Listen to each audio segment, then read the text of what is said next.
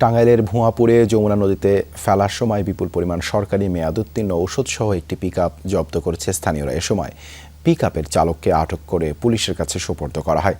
চালকের দাবি, ঘাটাইল উপজেলা স্বাস্থ্য কমপ্লেক্সের মেয়াদোত্তীর্ণ ঔষধ নদীতে ফেলার জন্য হাসপাতাল কর্তৃপক্ষই তাকে ভাড়া করেছে। সিলন টি রপ্তানিতে শীর্ষে।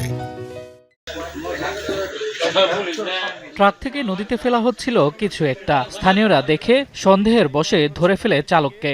পালিয়ে যায় কয়েকজন। জিজ্ঞাসাবাদে চালক জানায়, ঘাটাইল উপজেলা স্বাস্থ্য কমপ্লেক্সের মেয়াদ উত্তীর্ণ সরকারি ঔষধ নদীতে ফেলছিলেন তারা। যারা একদম গরিব মানুষ, তাদের জন্য আসলে সরকার এই ওষুধগুলো বরাদ্দ করে। তাদেরকে যদি আসলে দেওয়া হতো তাহলে এই ওষুধগুলা ডেট এক্সপায়ার হইতো না। জনগণের মধ্যে বিতরণ করার কথা না করে ক্ষতিগ্রস্ত করে এই গায়েব করে দেওয়ার চেষ্টা করছিল। তাদেরকে আমি আইন অনুযায়ী বিচার চাই। জিনিসটার দিকে খুব খারাপ লাগতেছে। একটা কথা বললাম যে আমরা অনেক সময় ওষুধ টাকার অভাবে পাই না, হাসপাতালে গেলেও পাই না। সরকারি হাসপাতালে ঔষধ বরাদ্দ হয় দরিদ্র মানুষের জন্য। সে ঔষধ কিভাবে মেয়াদ উত্তীর্ণ হলো আর কিভাবেই বা তা বাইরে গেল?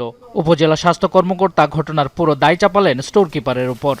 বিভিন্নখানে ওষুধ উদ্ধার হচ্ছে বা আমাদের স্টোরে হয়তো সে এগুলির ভিডিও দেখে সে হয়তো ভয় পেয়েছে, ভয় পেয়ে হয়তো করতে পারে, কিন্তু এটা আইনগত তার বিরুদ্ধে ব্যবস্থা নেওয়ার আমরা চিন্তা ভাবনা করছি। স্টোর কিপারের দাবি, ঊর্ধ্বতন কর্মকর্তাদের নির্দেশে ওষুধগুলো নষ্ট করা হচ্ছিল। TSO sir, RMO sir, medical officer ওনাদের মৌখিক নির্দেশে এগুলো বাইরে নিয়ে পুড়িয়ে ফেলার জন্য নিয়ে যায়।